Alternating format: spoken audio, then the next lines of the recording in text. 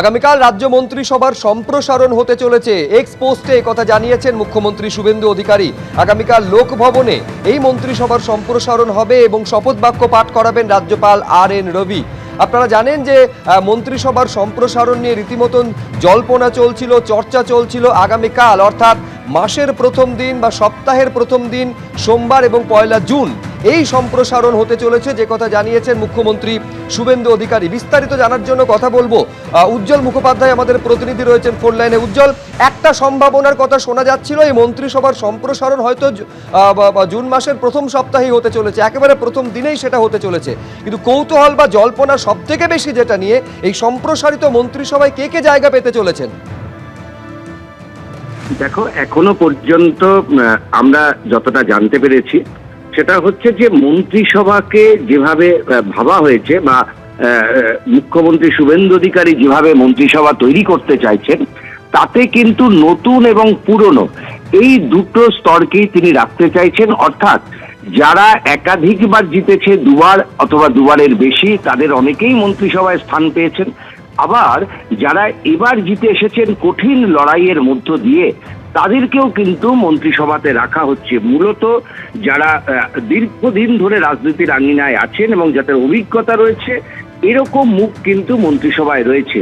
যেমন উত্তরবঙ্গ থেকে আমাদের কাছে যা খবর, তাতে সম্ভাব্য মন্ত্রী তালিকায় রয়েছেন শঙ্কর ঘোষ, সম্ভাব্য মন্ত্রী তালিকায় রয়েছেন মালতী লাভা রায়, দীপক বর্মন এবং মনোজ ওরাও। এই 4 জনের নাম আমরা এখনো পর্যন্ত মন্ত্রী হিসাবে জানতে পারছি সম্ভাব্য তালিকায়। এছাড়া আমাদের কাছে যা খবর, তাতে অর্জুন সিং, তিনি এবার মন্ত্রী হচ্ছেন এবং তিনি বিধানসভা নির্বাচনে জয়ী হয়েছেন।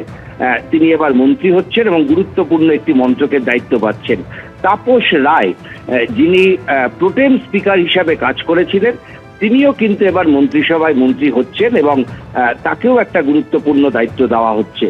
বিধাননগরের ডাক্তার শারদত্ত মুখোপাধ্যায়, আমাদের কাছে খবর, তিনিও কিন্তু মন্ত্রিসভায় থাকছেন এবং একটি গুরুত্বপূর্ণ মন্ত্রক তিনি পাচ্ছেন।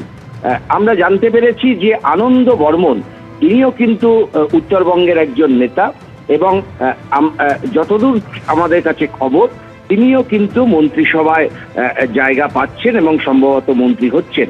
উমেশ রায়, হাওড়া থেকে জেতা এবারই প্রথম বিধায়ক, কিন্তু দীর্ঘদিন ধরে বিজেপি সংগঠনের সঙ্গে আছেন এবং আমরা যতটা জানতে পারছি যে উমেশ রায়, তিনিও কিন্তু এবারের যে মন্ত্রিসভা সম্প্রসারণে যে কজন মন্ত্রী দায়িত্ব নেবেন, উমেশ রায়ও গুরুত্বপূর্ণ মন্ত্রকে আসছেন।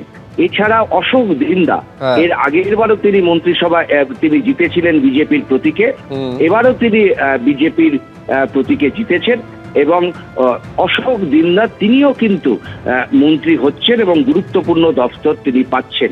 এছাড়া আরো কয়েকটি নাম এখনো কিন্তু আমরা শুনতে পাচ্ছি, কিন্তু সুনিশ্চিত না হওয়া পর্যন্ত বলা যাচ্ছে না। তবে যে আমরা শুনেছি যে ইতিমধ্যেই রাজভবন থেকে এদের কাছে ফোন গিয়ে পৌঁছেছে, তারা ফোনে কালকে 10:30টার মধ্যে তাদেরকে রাজভবনে হাজির থাকার জন্য বলা হয়েছে। একেবারে সকাল 11টায় আগামীকাল এই শপথ গ্রহণ পর্ব এবং মন্ত্রিসভার সম্প্রসারণের কাজ হবে, জানাচ্ছেন এক্স পোস্টে মুখ্যমন্ত্রী শুভেন্দু অধিকারী। উজ্জ্বল, তোমায় ধন্যবাদ।